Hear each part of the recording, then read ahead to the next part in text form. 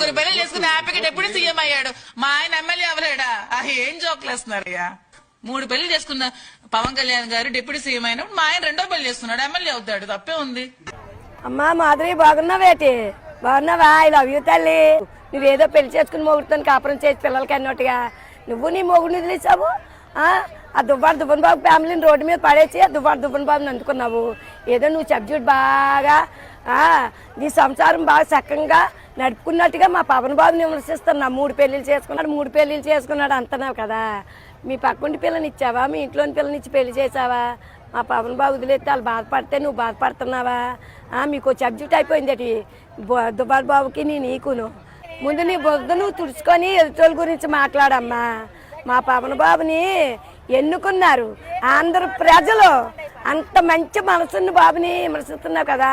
నీకు ఇంకా సరదాగా ఉంటే మీ ఆయనకి ఇంకో పెళ్లి చెయ్యి. 3వ పెళ్ళో 4వ పెళ్ళో ప్రధానమంత్రి అవుతాడు.